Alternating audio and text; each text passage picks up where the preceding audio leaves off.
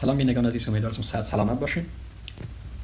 معلومات درباره سیول انجینیر است که مورد بحث قرار خواهم داد و مطمئن هستم که وقت خوش خواهیم داشت. مطالعاتی که در این بحث شامل است تعریف از انجینری است، تعریف لغوی و تعریف اصطلاحی است. انجینری خواهیم داشت. جنبه‌های کلیدی از انجینری است که کدام نکات را در بر دارد. یک داستان از دانشمند معروف اسحاق نیوتن خواهیم داشت و انواعی از سیول انجینیر مرور خواهیم کرد. انجینیر در زبان لاتین به دو لغت تقسیم بندی شده است. یکی به معنی هوش و ذکاوت میگن و دیگری به معنی ارائه، دیزاین و یا ابداع گفته میشه. اگر تعریف از انجینری داشته باشیم میگم انجینیر عبارت از کاربرد علمی و ریاضیکی میباشه برای ارائه دیزاین، ساخت و ساز و توسعه تکنولوژی و همچنان پروسه‌ای است که برای حل مسائل واقعی جهان بحث میکنه.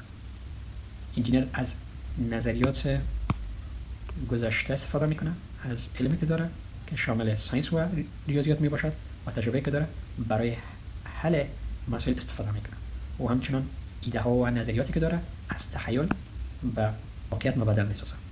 جنبه های کلیدی انجینری که شامل حل مسائل میباشه، تمرکز دقیق برای شناسایی مسائل می داشته باشه، توسعه عملی می داشته باشه و همچنان راه حل مؤثر.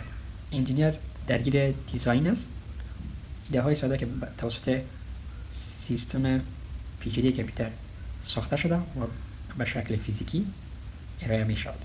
انجینیر تکیه به اساسات ریاضیات و ساینس می داشته باشد برای درک مفاهیم و مسائل و برای توسعه راه حل. انجینیر به طور دوامدار درگیر و تلاش برای توسعه موارد جدید تکنولوژی است و همچنان توسعه موارد جدید برای برآورده ساختن نیازهای مربوطه می باشد. این قسمت از داستان اسحاق نیوتن که حتما شما آشنا هستین. نیوتن در نزدیکی درخت قرار داره که ناگهان متوجه میشه که سیب از درخت به زمین میفته. وقتی متوجه میشه سوال پیش خلق میشه: چطور این سیب به زمین افتید؟ توجهش جلب میکنه و تحقیقات شروع میکنه. در نتیجه تحقیقات خود قوه جاذبه زمین دریافت میکنه و علت افتادن سیب هم دریافت میکنه که یعنی قوه جاذبه زمین باعث میشه که سیب از درخت به زمین میفته.